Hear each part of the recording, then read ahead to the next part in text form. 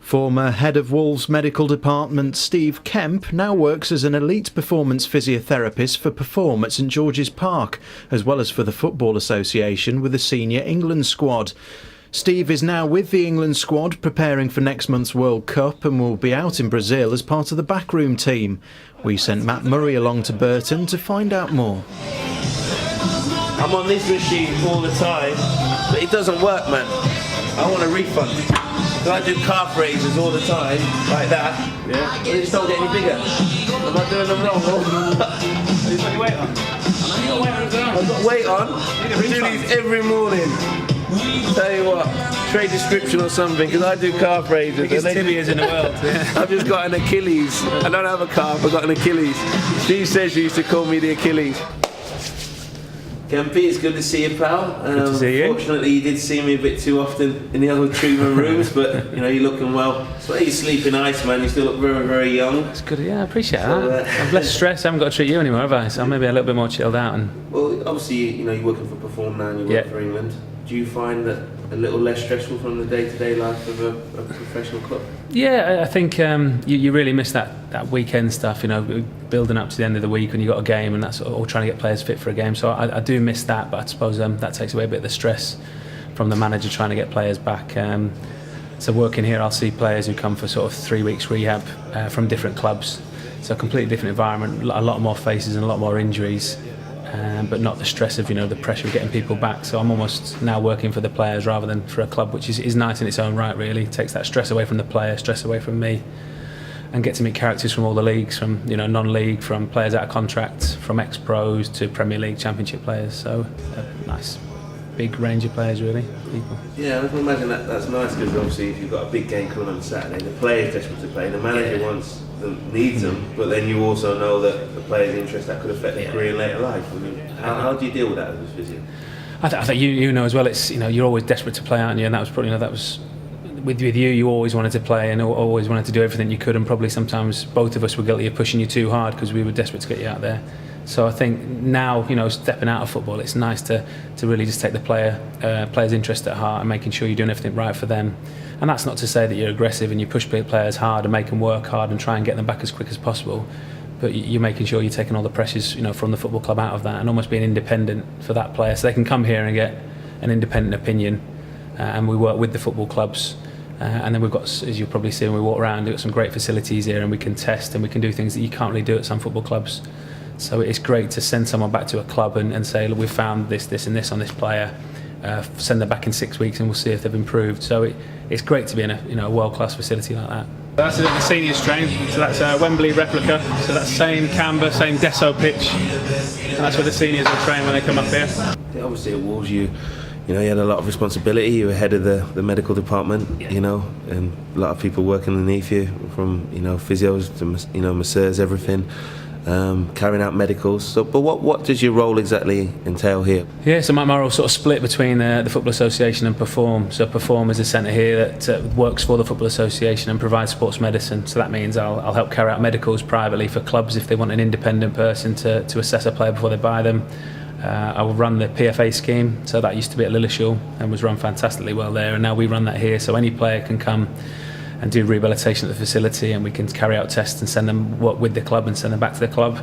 And then my other part of my role is working with the Football Association, so I work with Gary Lewin with the England team, so I travel with the senior England squads, and then oversee all the other age groups to make sure that when they're at St George's Park, all the age groups from under 15s, the disability squads and the women's squads are all doing it the same way, so same recovery, same rehabilitation, same warm-up, same sort of treatment really. So a really nice role, so I've got, you know, working in privately for a company, seeing lots of players, and then, you know, working with the elite players in the sort of, you know, in the Premier League. So yeah, quite happy. Can't be bad, eh? Can't be bad. You got to see the dumbbells. The dumbbells are unbelievable.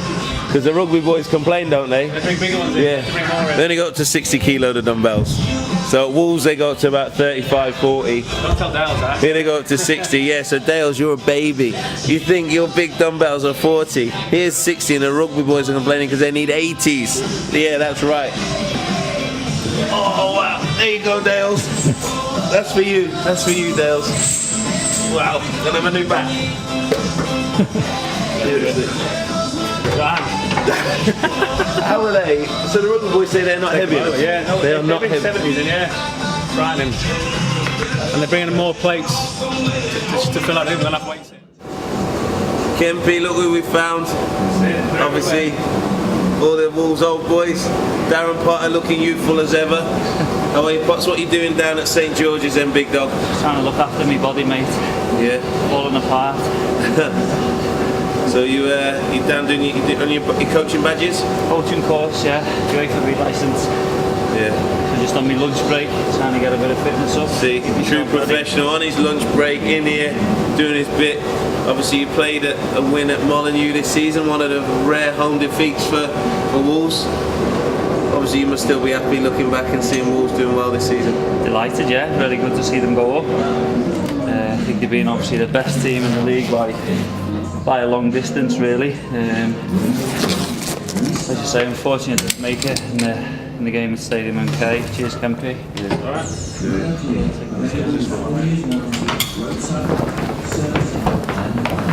Are you all good though, pal, yeah? All good, mate, yeah. You're going to do your badges and Step on that, you're right. you're looking well, pal. You look the same as when you left.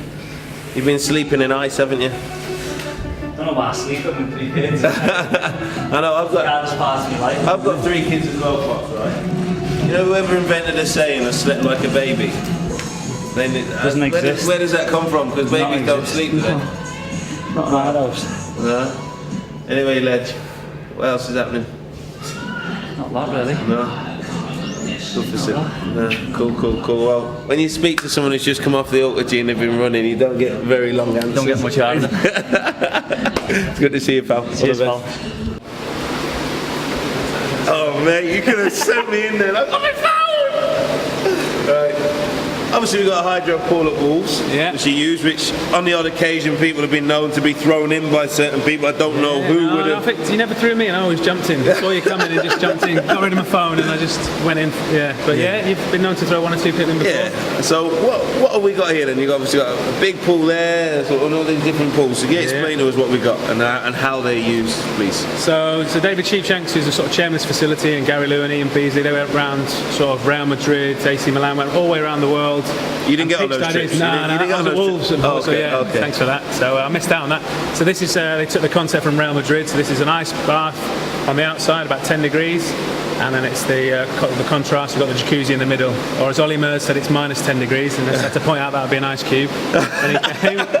So the lads will normally go sort of after a conditioning session where we want to encourage sort of blood flow, so they'll go hot, colds, which is exactly what we do at Wolves. So they're on the contrast baths, which are in the dressing rooms. So it's a minute in the cold and 2 in the hot. Is that right? We can do that, or we can go 5 and 5. Again, For some reason, I just used to want to do the hot. I used to want to be in the 3 hot in the a bit. hot and that in there. Yeah, a lot longer in the hot. I think Carl Henry had the record for ice bath, didn't he? Holding your breath in the ice bath. I think. Yeah, and I remember Marcus Hanneman actually put his head under it. Yeah, put his head under it for a minute. Yeah. He absolutely. I don't know how he did it. Like me and Wayne tried it. Wouldn't recommend that, but yeah, I think he had the record, didn't he? And then what's this here? So this pool here, this is the Vario pool. So this goes down to 1 metre 80. So we can do deep water running. We've got the vests in the corner. So after training, they'll make sure that they do deep water running. So all that hydrostatic pressure is like wearing compression garments. So we can get good recovery in here. We can then float them up and stretch them, and do loads and loads of rehab in here. So put them in the jackets, do running, do firing work, all that sort of core stabilisation, core stability work in this pool. And then the final pool we'll have a look is the HydroWorks. And this is an underwater treadmill. So again, Underwater treadmill. similar sort of hydrotherapy unit at the training ground. This one's a little bit more all singing, all dancing. So we've got the whole bottom is a treadmill. So we've got cameras at the front there. So there's 8 cameras in the pool, and then they've got a television on the side.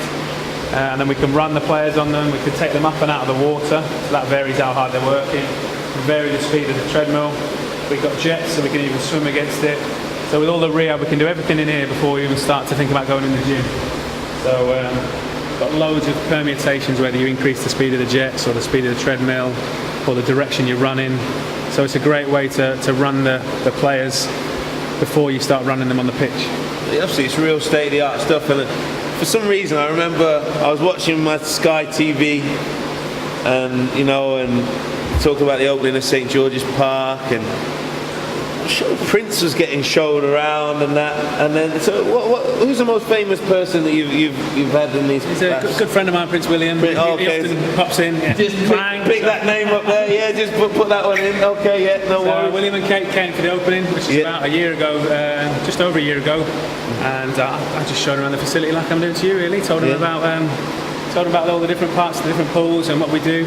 Very nice chap. Yeah. You didn't make our future king do a few minutes in the ice bath? No, I've got Ollie Mers in there, and I've got Grimmy from Radio 1 have been in there. I've dragged them round, but that's about as Prince William wasn't having it now. He didn't fancy it, so. Does Prince William fancy coming to Compton training ground at all? I'll give him a bell, see what he says. See what he's saying, yeah. A little message on WhatsApp, yeah? Yeah, just text him. Yeah. That's how he rolls, man. He's moved on in the world, isn't he? He's moved on in the world. It's Kempy and his boy Wills, you know. Rascal tattoos, yeah. Will I Am, he calls him. A little flag tag on the ankle. Was he having your tattoo? Was he having it? It's on Hello Magazine now. Centre page spread, my tattoo. Amazing. Brilliant. You're talking about players coming from all different clubs. Yeah. Obviously, when you're at Wolves, you work with all of us day to day. It's amazing when I come back here and I see Stephen Ward will come in to see you. Jolien will come in to see you, because obviously he built that trust and that bond.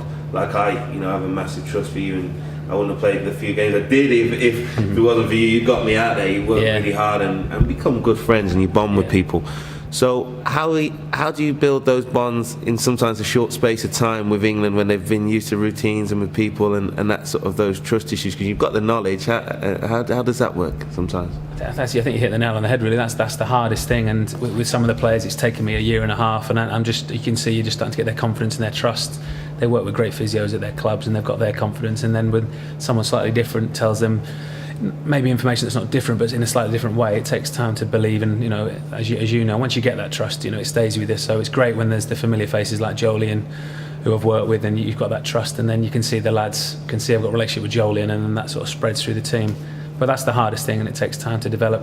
Where I'm quite lucky with this squad, this young squad that Roy's picked, is that I went to the Under-20s World Cup in Turkey. So the likes of Flanagan and John Stones, we're in that group. So, and Ross Barkley. So there's three I've already had like a 4-week period away with. So I've got built up trust with them. And now hopefully we're going to be away for 8 weeks, 24/7. So I'm sure they'll be sick of me rather than trusting me by the end of it. But that's how I think you build up when you get those long periods away. As you know, you build those sort of bonds, don't you? And you start, when you live and breathe with football with someone for that period of time, that's when you start to build those relationships. So I'm really looking forward to it, to get a long period of time with these guys. What's this? What we got here, please, Kempy? What is this room? We've got the altitude chamber. So this starves you a little bit of oxygen. So normally you should have 18-19% oxygen, and we take it down to 13%. And you can come in and we work the lads.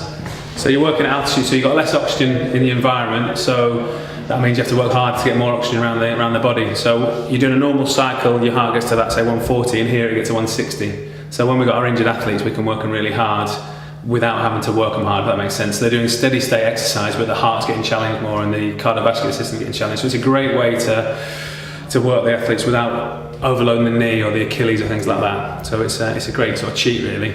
Okay, and obviously you left Wolves, but you must be happy. I know you're very fond of the club, so you must be pleased to see how the Wolves are doing. Yeah, it's great to see, isn't it? I mean, it's heartbreaking to see what happened over a couple of years, and it's great to see they've bounced back on the first attempt, and with a lot of the boys that I would have known who were coming through the ranks, the likes of Pricey, Danny Bath, people like that. It's fantastic to see, those hard-working lads who you felt and you knew would do well and have a great career, whether it was at Wolves or somewhere else, and it's great to see them get the opportunity at Wolves.